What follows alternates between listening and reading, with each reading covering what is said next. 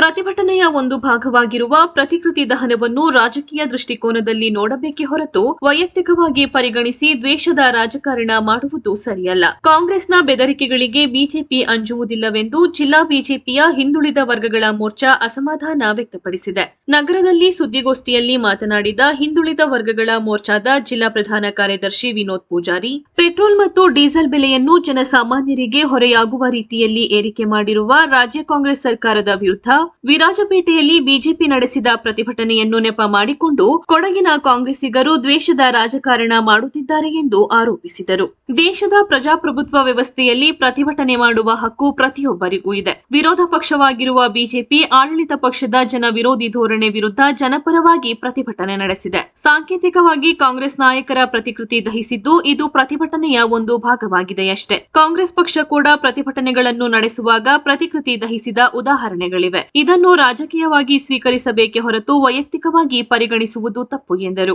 ಮೋರ್ಚಾದ ಉಪಾಧ್ಯಕ್ಷ ಕೋಲೆಯಂಡ ಗಿರೀಶ್ ಮಾತನಾಡಿ, ಪ್ರತಿಕೃತಿ ದಹನವನ್ನು ನೆಪ ಮಾಡಿಕೊಂಡು ಸಮಾಜದಲ್ಲಿ ಒಡಕು ಮೂಡಿಸಿ ವಾಮಮಾರ್ಗದ ಮೂಲಕ ರಾಜಕೀಯ ಮಾಡುವುದನ್ನು ತೀವ್ರವಾಗಿ ಖಂಡಿಸುವುದಾಗಿ ತಿಳಿಸಿದರು. ಸುದ್ದಿಗೋಷ್ಠಿಯಲ್ಲಿ ಮೋರ್ಚಾದ ಸದಸ್ಯರುಗಳಾದ ಪುಲಿಯೇರಿ ಸುದೀಶ್, ಉಮಾಪ್ರಭು ಹಾಗೂ ವಿರಾಜಪೇಟೆ ಮಂಡಲ ಅಧ್ಯಕ್ಷ ಪಿಟಿ ನವೀನ್ ಉತ್ತಯ್ಯ ಉಪಸ್ಥಿತರಿದ್ದರು. ಜನರು ತಮ್ಮ ಬೇಡಿಕೆಗಳನ್ನು ಕೇಳಲಿಕ್ಕೆ ಇವತ್ತೊಂದು ಮಾರ್ಗ ಅಂತ ಹೇಳಿದ್ರೆ ಅದು ಪ್ರತಿಭಟನೆ.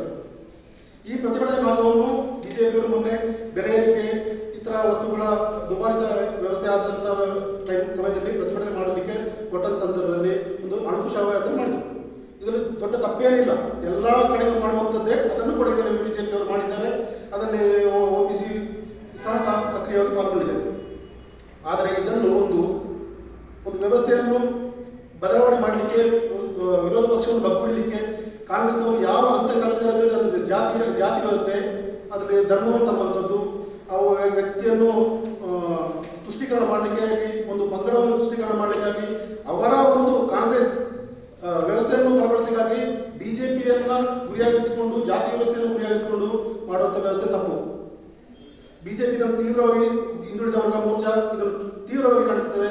ಮುಂದಿನ ದಿನಗಳಲ್ಲಿ ಏನು 25 ವರ್ಷಗಳಿಂದ ಬಿಜೆಪಿ ನಮ್ಮ ಪಡೆದಲ್ಲಿ ಆಡಳಿತ ಮಾಡ್ತಾ ಬಂತು, ಆಡಳಿತ ವಿರೋಧಿ ಅಲ್ಲ ಇದ್ದೇ ಇರುತ್ತೆ. ಅದೇ ರೀತಿಯಾಗಿ ಈ ಬಾರಿ ಬಿಜೆಪಿ ಸೋತು ಸಹ ಕಾಂಗ್ರೆಸ್ ಅಧಿಕಾರ ಸಿಕ್ಕಿದೆ. ನೀವು ಇದನ್ನು ಸಕಾರಾತ್ಮಕವಾಗಿ ತೆಗೆದುಕೊಂಡು ಜಿಲ್ಲೆಯ ಆಡಳಿತದಲ್ಲಿ ಮೂಲಭೂತ ಸೌಕರ್ಯ ಆಗಿರ್ಬೋದು, ಇತರ ಎಲ್ಲ ವ್ಯವಸ್ಥೆ ಮಾಡುವಂತೆ ಮಾಡಿ ನಿಮ್ಮ ಪಕ್ಷವನ್ನು ಸಂಘಟನೆ ಮಾಡೋದು ಬೇರೆ ಯಾವುದು ಮಾಡಿ. ಅದು ಬಿಟ್ಟು ಬೇರೆ ವಾಮಮಾರ್ಗ ಹಿಡಿಯುವಂಥದ್ದು ಬೇಡ. ಯಾವುದೋ ಪಕ್ಷವನ್ನು ನೀವು ಬಿಜೆಪಿಯನ್ನು ನೀವು ಜಾತಿ ಮತದಲ್ಲಿ ಕೊಟ್ಟು ಅದನ್ನು ಹೊಡೆಯುವಂಥದ್ದು, ಧರ್ಮ ಹೊಡೆಯುವಂಥದ್ದು ಇದೆಲ್ಲ ಬೇಡ.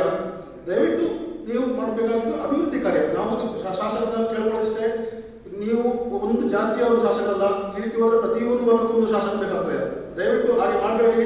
ಎಲ್ಲರನ್ನೂ ನೀವು ಸಮಾನ ಅವಸ್ಥೆಯಿಂದ ತಗೊಂಡು ಒಳಗಿನ ಅಭಿವೃದ್ಧಿಯನ್ನು ಮಾಡಿಕೊಡಬೇಕು. ಬಿಜೆಪಿ ಏನು ತನ್ನ ವಿರೋಧ ಪಕ್ಷದಲ್ಲಿ ಕೂತು ಏನು ಕಾರ್ಯವನ್ನು ಮಾಡುತ್ತೆ ಆ ಕಾರ್ಯವನ್ನು ಮುಂದಕ್ಕೂ ಮಾಡುತ್ತೆ. ಇದೇ ರೀತಿಯಾಗಿ ಇತರ ಸಮಾಜಗಳು ಸಹ ಬಂದು ಪತ್ರಿಕಾಗೋಷ್ಠಿ ಮಾಡುವುದು ಅಥವಾ ಬೇರೆ ವ್ಯವಸ್ಥೆ